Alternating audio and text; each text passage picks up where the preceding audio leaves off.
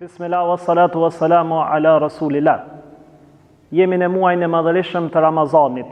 Në këtë muaj të ibadeteve të shumta, përveç ibadeteve dhe adhurimeve që ne ja bojmë Zotit Gjellëshanuhu, në këtë muaj ndodhen disa ngjarje historike të mëdha që morën kthes të madhe feja islame dhe muslimanët.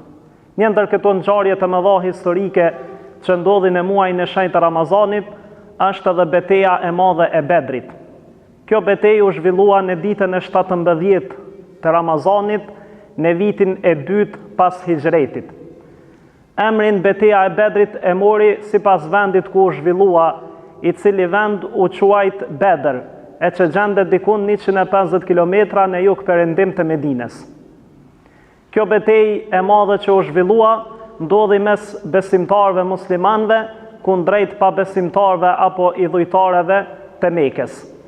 Shkaku kryesor sepse ndodhi kjo betejë ishte sepse pas debimit të pejgamberit sallallahu alaihi wasallam së bashku me sahabet shokët e tij nga Meka për në Medine, Ebu Sufjani me parin e tij me ata shokët e vet që i kishte kundër pejgamberit sallallahu alaihi wasallam, ja u morën gjithë pasurinë e tyre, gjithë shkalan në Mekë dhe nuk mund ta merrnin me vete besimtarët. Ebu Sufjani e shfrytëzoi këtë mundësi dhe e mori pasurinë për të bërë tregti me pasuritë e tyre. Andaj edhe ndodhi kjo betejë e madhe që mori kthes të madhe në fen ton islame. Beteja u zhvillua në ditën e 17 të muajit Ramazan, mirë po përgatitjet e kësaj beteje ndodhen disa ditë më herët, ku besimtarët u përgatiten për këtë betejë. Është interesante për të cek ndryshimi i madh në numër të pabesimtarët edhe të besimtarët.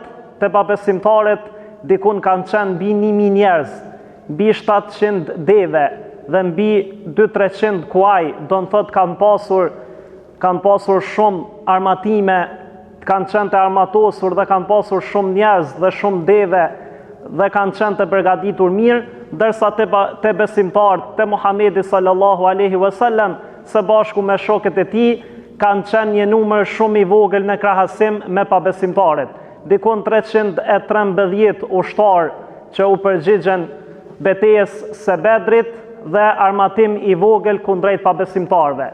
Edhe e pabesimtarëve është kanë, do në thot, bindë se fitoria e tyre kanë mendu që do të fitojnë bindshëm, mirë po ndodhi kundërt me ndihmën e Zotit Gjellëshanuhu.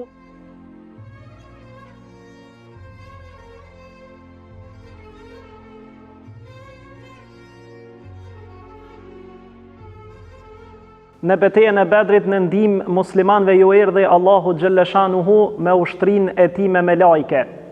Andaj edhe triumfuan bindshëm në këtë betejë që mori kthes të madhe në historinë islame. E cekem që ishin të pak në numër, për Zoti Gjellëshanuhu në surën Ali Imran në Kur'an ajetin e 123 e përmend që Zoti Gjellëshanuhu ju ndoli në ndihmë në Bedër, sepse ju ishit të dopt edhe të pak në numër. Kemi shumë dobi që muj me nxerr nga beteja e Bedrit, beteja e madhe e Bedrit, por ne do t'i cekim vetëm disa prej tyne. E para dobi që është bën e betejën e madhe të Bedrit e që padyshim është më e rëndësishmja edhe më kryesorja, është që u dallua e vërteta nga e kota, edhe triumfoi njëshmëria e Zotit Gjellëshanuhu. Pastaj disa dobi tjera që i cekim nga kjo betejë e Bedrit ishin që muslimanët kanë qenë të bashkuar dhe unitet, kanë pas unitet, për arsye sepse kur pejgamberi sallallahu alaihi wasallam i ftoi në luftë, ju përgjigjen edhe ja dhanë besën që do ta mbrojnë pejgamberin alaihi salatu wasalam nga çdo kërcënim dhe rrezik që ka mundur t'i kanosej pejgamberit sallallahu alaihi wasallam.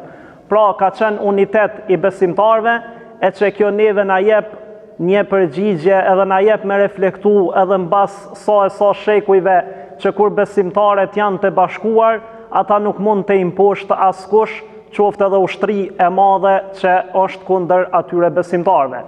E ne e kemi të nevojshme në kohën e sotshme që pikërisht këtë unitet që besimtarët e patën në betejën e madhe të Bedrit, ne si besimtar në gjitha trojet shqiptare ta kemi këtë unitet edhe këtë bashkësi, t'jemi të bashkum, për arsye se kur t'jemi të bashkum jemi me të fuqishëm dhe pa tjetër që do të jemi me të fuqishëm dhe pa tjetër që ju dalimi balë çfarë do sprove apo vështirësie që neve na vinë në këtë jetë.